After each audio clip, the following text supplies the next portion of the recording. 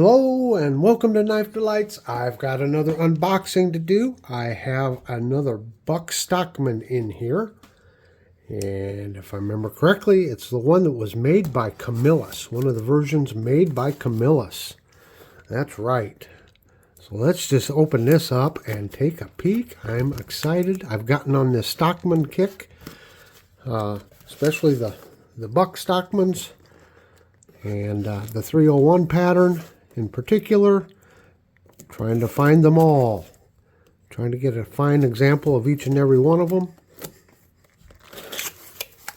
There we go. If I remember right, I'm going to cut that paper tape there just a little bit.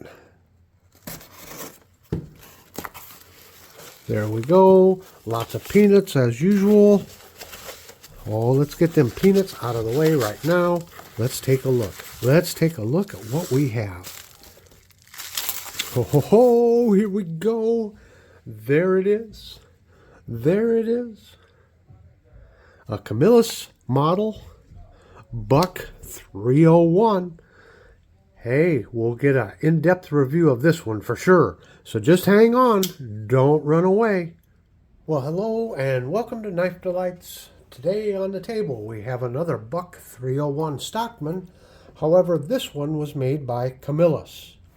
And I just want to remind everybody that the information I'm giving out on the 301 Stockman and its history pertains to the 301 model only. Other Buck slip joint knives have their own variations and their own little history. Now, just to recap, I just did a video on the first version Schrade made Buck 301 Stockman, and Schrade was the first company that built the 301 for Buck, and the 301 was the first model of slip joint knife that Buck came out with. So Schrade made them from approximately 1967 to 1972, and then Camillus got the contract beginning sometime in 1972, and I think it last appeared in a 1986 catalog. So 72 to 86, and then Buck roughly started making their own in 1987. Now this information also, not only does it pertain only to the 301 model, but it only pertains to the production models. There are other limited editions out there, and there were custom 301s made, but we're just focused on the basic production model here. So in my research, I can find that there were two versions of the Camillus made 301. And the earliest Camillus made had 4 brass spacers, and the later models had 3 brass spacers. So it looks like this would be the second version because it has the 3 brass spacers in it.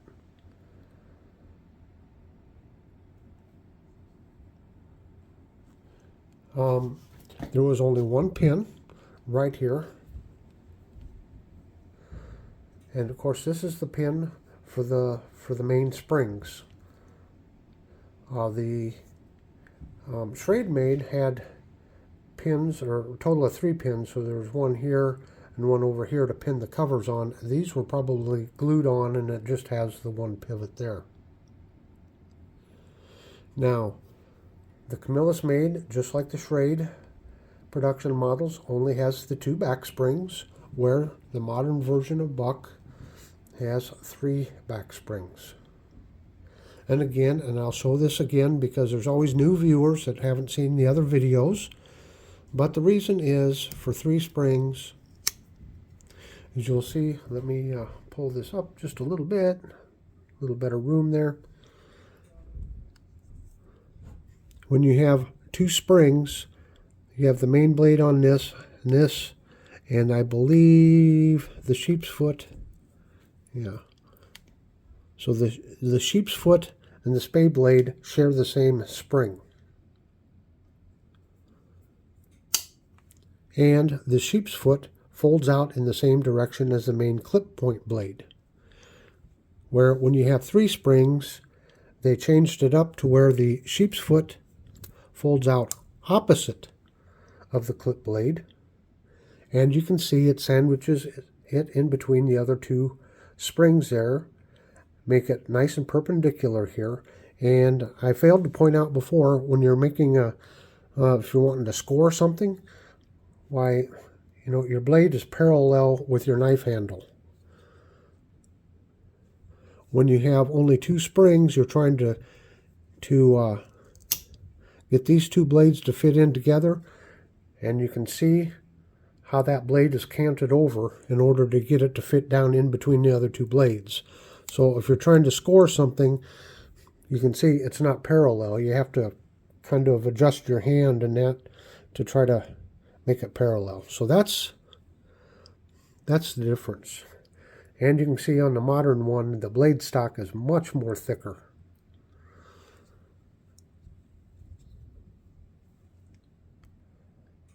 Well, let's just take a little closer look here at the Camillus made. And we'll start with the oval. And you can see it does have an oval shield. And there is the hammer hitting the knife, the fixed blade knife, and cutting the bolt. Because Hoyt Buck used to do that as a demonstration to show how tough their knives were. And this is a modern, like, year 2017 model here, made by Buck.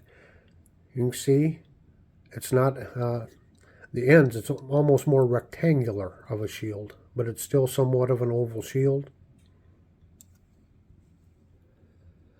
One other difference you can tell between an early Camillus, or a Camillus made, and one of the Schrade mades is you can see those pins down here.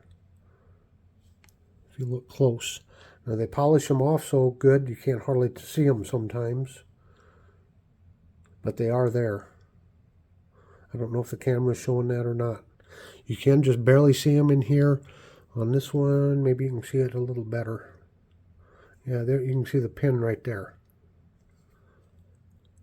So a Camillus made will have the pins there also. The Schrade does not. Now on this Camillus, it does have, well, let's take a look at the tang stamp here real quick. And as you can see, it's got the Buck Made in USA, and they did add the model number on it, but it's on the pile side of the main blade. There are no other tang stamps on the other blades. You can see it has that very long nail pull, or a French pull, I think is what they call it. And a single-sided swedge. And we'll just compare the clip points here. As you can see, Buck uses a little bit different clip point blade than what Camillus did. It's got more of a swoop to it there. And of course the crescent or cat's eye nail pull. And let me see here. I guess that's, I don't know if that's flat. It almost feels like a slight hollow grind on it. But Buck does use a good hollow ground or hollow grind on their blades. This one, I don't know if you'd call it flat or not because it feels like it. Well, I guess it's a full flat. So a little bit difference in the grind. And let's take a look at the blade shapes. I think they're very similar. However, there may be some difference. Yep, that's flat. That's flat ground. That's hollow ground. This is the Buck hollow ground. So you can see there's a little bit difference in the blade. You can see down here on the kick how much difference that is. And we compared them that way before. You can see on the modern one, on the Buck, much thicker blade stock there. Look at how much wider it is down here, giving more strength. Okay, and we'll take a look at the spade blade.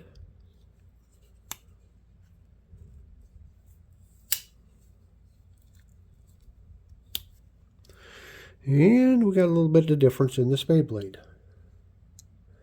Now this knife here, this Camillus, it looks to have been slightly used, maybe, but it seems to be in very good shape. It's not mint condition, but I would almost say near mint. But yeah, you can see the difference in the spade blades there.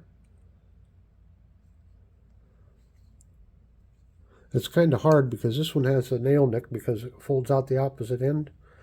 So nail nick to nail nick. And there they are side by side. And you can see there's a much thicker blade stock here on the buck made. Let's check that main blade. I guess I hadn't looked at that to see the difference in thickness of the actual blade. Let's just put those side by side and compare just a little bit.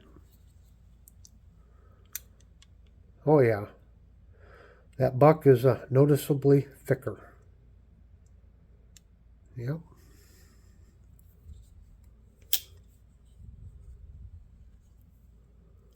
And we can take a look at the fit and finish. Overall, it's pretty good. I don't know if this came from the factory, but there's a little bit of, this has been marred there just a little bit. I don't know if that's factory or got dry. I don't know. But overall, the fit and finish is very good. Now, one indication that I think that it might have been carried some. You see how smooth it gets right here? And when you look at the saw cut, it's pretty soft up in there. So I don't know if this has been carried a lot, held a lot, because you compare it to this, and you can see how distinct the saw cut comes to a point there. And not quite so much here on the Camillus made.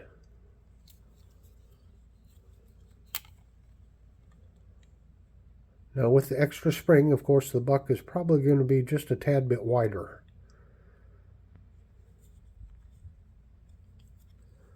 Now this knife has pretty good walk and talk to it.